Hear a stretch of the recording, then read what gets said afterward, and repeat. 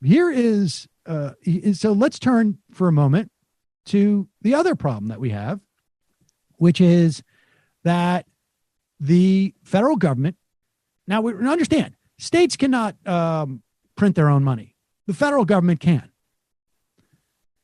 States have limited resources in which to derive revenue. Sales tax is a big part of it. When there's not a lot of business going on, they don't have a lot of revenue.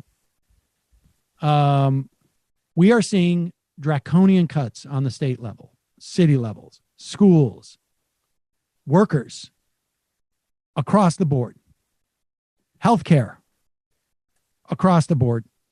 The federal government is the only entity positioned to provide a cohesive response to coronavirus. There are things at this point that the federal government could be doing in terms of enhancing the capacity of testing sites that are now overrun, where you have tests that are taking 4, 5, 6, 7, 14 days to come back. You take a test and the results don't come back for 14 days. It is explicitly of zero value to you. Zero value. It is completely irrelevant.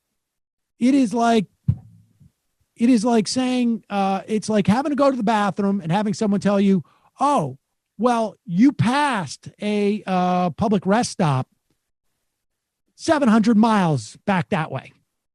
No value whatsoever. Here is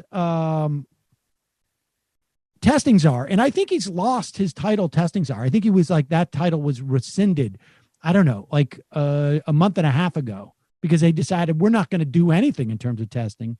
Brett Giroir, he's the Admiral Brett Giroir. He is out there.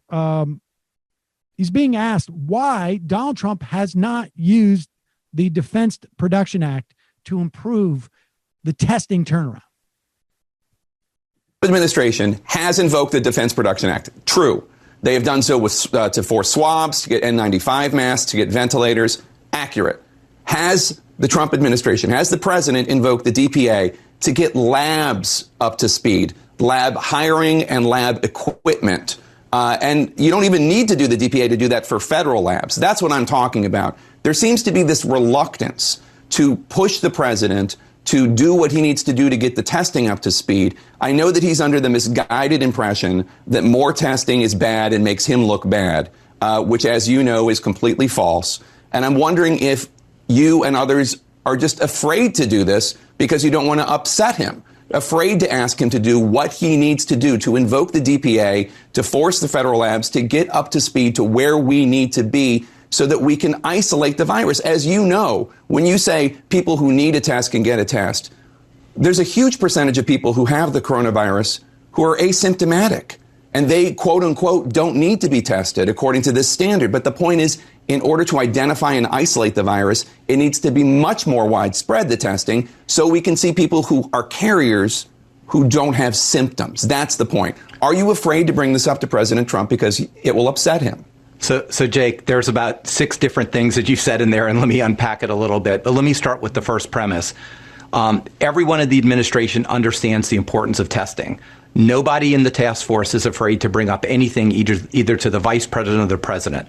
Every time I've met with the president, he's been listening to all the data. He assesses. I don't want to parse this that much, but when he says no one's afraid to bring up something to the vice president, or either the vice president or the president. So I think maybe like they'll say to the vice president, but they're afraid to do it to the president. That's sort of the sense I'm getting. But go ahead. It's a little premise. Everyone in the administration understands the importance of testing. Nobody in the task force is afraid to bring up anything either to the vice president or the president. Every time I've met with the president, he's been listening to all the data. He assesses that. He understands it. I meet with the vice president almost every single day. No one is trying to stop testing in this country. No one has ever told me to do that. In fact, we want more. We want better. We want quicker. So let me just put that to rest right there. Secondly, we look for every opportunity to invoke the DPA. Now, the DPA isn't a magic tool. It doesn't violate the laws of physics. You can't create something out of nothing. Most companies do not need DPA on them because, number one, they are highly motivated to stop the pandemic. Number two, they have the private capital investment in order to expand their operations. It's unbelievable. They're not doing it. Isn't that inspiring? You need to be going out. The federal government needs to be training or redeploying lab technicians who can go in and work on this stuff. Federal government needs to be providing things like reagents and whatever it is, like swabs or whatever it is. And that is the problem. They're two distinct problems. And they need to be going in there and making sure it happens, or creating government labs for that matter. I mean, I understand how long it takes to build a lab, but you have virtually an endless supply of money and every single possible reason in the world to spend it on this. Do you know that there is not a single app, not a single contact tracing app that exists by the states around the country? It is just insanity, the response to this. It's insanity.